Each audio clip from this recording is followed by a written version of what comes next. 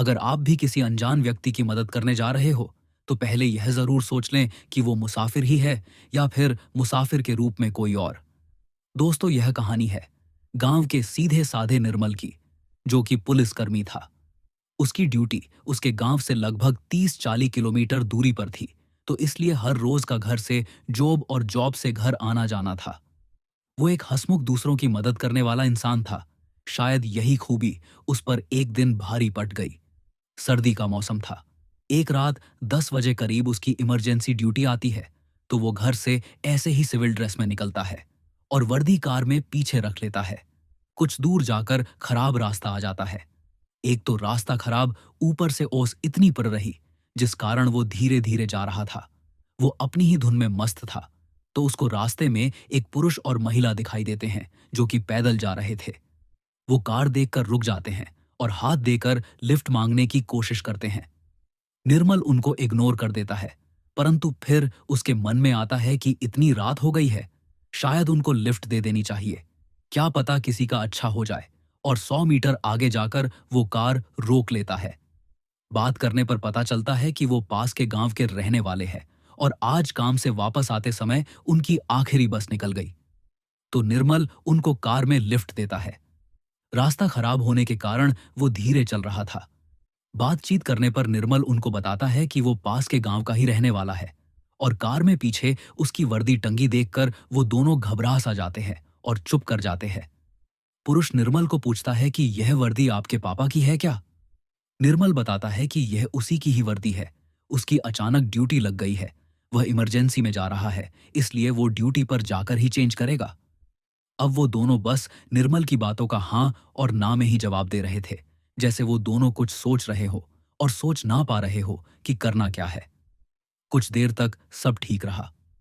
निर्मल गाने गुनगुना रहा था। अभी कुछ दूर ही गए थे और वो होता है जो निर्मल ने कभी सपने में भी नहीं सोचा था। पीछे बैठे आदमी ने चाकू निकाला और निर्मल को गर्दन से दबोच लेता है। निर्मल घबरा जाता है और आदमी उसको कार रोकने के लिए कहता है, परंतु वो कार नहीं रोकता। क्यों? कि निर्मल का स्थानीय स्टेशन आने ही वाला था। अब वो आदमी निर्मल को मारने की धमकी देता है और कार रोक लेता है। वह आदमी एक रस्सी निकालता है और निर्मल को सीट के साथ ही बांध दिया जाता है। अब महिला उसके डैशबोर्ड चेक करती है और उसमें निर्मल का परस निकालती है और जो पैसे थे वो निकाल लेती है। अब निर्मल के गले में सोने की चैन देखती है और वो भी निकाल लेती है। निर्मल के हाथ से दोनों अंगीठी भी निकाल ली जाती हैं। वो निर्मल के साथ मारपीट करते हैं, जिस कारण वो जख्मी हो जाता है। पुलिस को बताने के खौफ से वो दोनों निर्मल को मारने की सलाह करते हैं, परंतु निर्मल उनको बोलता है कि वो किसी को कुछ नहीं बताएगा। उसको जाने दो, चाहे वो उसकी कार भी ले जाए। परंतु उनके तो मन में डीडीडीएचआर था, इसलिए वो नहीं रुकते। निर्मल अपनी जान बचाने के लिए हाथ पांव मारता है और बचने का प्रयास करता है, परंतु सब कुछ असफल था।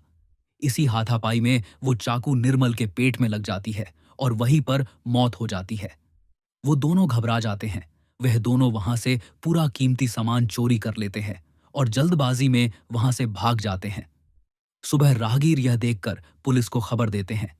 पुलिस वाले की कत्ल की खबर सुनकर पूरा गांव दहल जाता है और डीडीडीएचआर का माहौल बन जाता है। पुलिस छानबीन करती है तो सुराग मिलते ही 24 घंटों में कातिल पकड़ा जाता है। पूछताछ में वो कबूल करते हैं कि उनका मकसद चोरी करना था, परंतु निर्मल खुद पुलिस वाला था और उसके पुलिस को बताने के डीडीडीएचआर से वो उसको मार देते हैं। तो दोस्तों, कलयुग चल रहा है, किसी की मदद करने से पहले एक बार सोचना जरूर, और रात के समय तो और भी सावधान रहना। क्या पता वो मुसाफिर हो या फिर कोई और। कहानी कैसी लगी कमेंट करके जरूर बताएं। धन्यवाद दोस्तों, मिलते हैं अगली कहानी में।